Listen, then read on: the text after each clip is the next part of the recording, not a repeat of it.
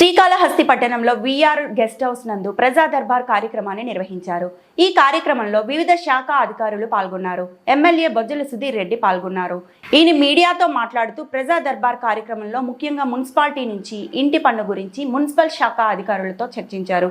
అదేవిధంగా విద్యుత్ శాఖ అధికారులతో శ్రీకాళహస్తి నియోజకవర్గం చుట్టుపక్కల ఉన్న గ్రామాలలో విద్యుత్ దీపాలు కొత్తగా ఏర్పాటు చేయాలని ఎమ్మెల్యే విద్యుత్ అధికారులకు ఆదేశించారు. శ్రీకాళహస్తి రాజీవ్ నగర్ అక్రమ కట్టడాలపై ఎమ్మెల్యే మండిపడ్డారు. ఎంఆర్ఓ అధికారులతో ఇంటి స్థలాలపై పర్యవేక్షించి ప్రక్షాళన త్వరలో చేస్తామని ఎమ్మెల్యే బొజ్జల సుధీర్ రెడ్డి వెల్లడించారు. శ్రీకాళహస్తి ఉన్న పాత్రికేయులకు 3 సెంట్ల భూమి కూడా త్వరలో ఏర్పాటు చేస్తామని పాత్రికేయులకు హామీ ఇచ్చారు. ఈ కార్యక్రమంలో పట్టణ అధ్యక్షులు విజయ్ కుమార్, మునిరాజా నాయుడు, కర్నూలు ప్రభాకర్ రెడ్డి, మాజీ కౌన్సిలర్ దుర్గా ప్రసాద్, వినయ్ బాలాజీ బుజ్జి, సిద్ధలయ్య హరి తదితరులు పాల్గొన్నారు.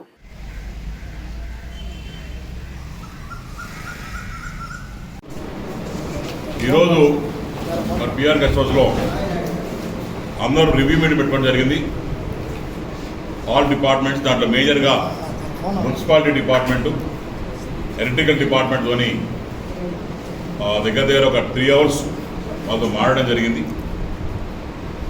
ముఖ్యంగా మున్సిపాలిటీకి వచ్చే కాడికి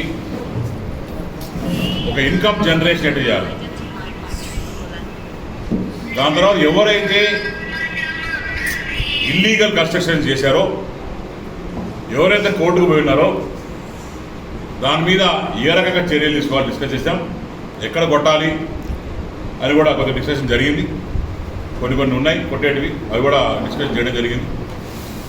సెకండ్ థింగ్ వచ్చేసి, ఎవరైతే పన్ను కట్టడం లేదో, ఎవరైతే ఇన్ని రోజులు ఆ టాప్ స్లాబ్ అంటే ఫస్ట్ 30% ఒక స్లాబ్ వస్తుంది ఆ రిచ్ అండ్ దీంట్లో, తర్వాత 20% షాప్స్ అవన్నీ వస్తాయి, తర్వాత కింద పావర్టీ కింద అవన్నీ ఉంటాయి. నేనేం చేశానంటే ఏబిసి క్రియేట్ చేసుకొని, ఏలో రెడ్ జోను, బి అంటే ఆరెంజ్ జోను, సి అంటే రెడ్ జోన్ పెట్టుకోమని చెప్పాను, గ్రీన్ జోన్ పెట్టుకోమని చెప్పాను. గ్రీన్ జోన్లో ఎవరికి ఉందో వాళ్ళకి బెనిఫిట్స్ కూడా ఇద్దామని చేశాను. How to create fund to the municipality is the top priority right now. డెఫినెట్గా ఈ రెడ్ జోన్లో ఎవరి మీద ఉన్నాయి వాళ్ళందరూ కూడా వచ్చే 2-3 రోజుల్లో నోటీసులు పోబోతున్నాయి. నెక్స్ట్ వీక్లో అందరికీ ఎవరెవరు ట్యాక్స్ కట్టలేదో, ఎవరెవరు బిల్డింగ్స్ ఇర్రెగ్యులర్ కట్టారో ఇవన్నీ కూడా చేసాం.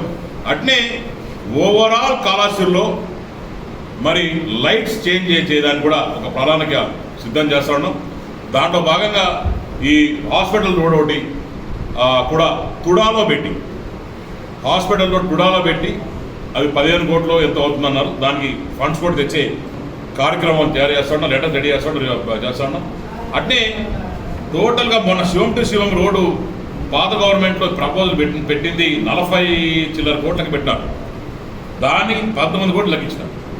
ఇప్పుడు 2-3 కోట్లు పెంచి టోటల్గా డ్రైనేజ్ సిస్టమ్ ఏదైతే కాళహస్తి డ్రైనేజ్ సిస్టమ్ ఉందో దాన్ని ఇంటర్లింక్ చేసుకొని ఆ సిస్టమ్ అంతా కూడా వయా శివం రోడ్ నుంచి కింద నుంచి పెట్టుకొని ఎస్టీపీ కనెక్ట్ చేయాలని చెప్పి ప్రపోజల్ పెట్టడం జరిగింది.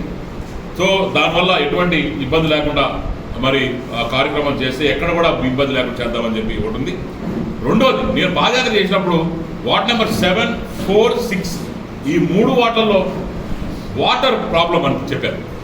దాన్ని ఇమీడియట్గా టేకప్ చేయమని చెప్పాం. అక్కడ ఐడెంటిఫై చేశారు. అక్కడ ఏవైతే పైప్స్ చేస్తున్నారో అవన్నీ కూడా చాలా ఓల్డ్ పైప్స్, అది కొద్దిగా కలుషితం అయ్యి దాంట్లో బ్లాక్ వాటర్ రావడం జరుగుతుంది. అది ఇమీడియట్గా టేకప్ చేసుకొని దాని కూడా ఫండ్ పెట్టి చేస్తున్నాం.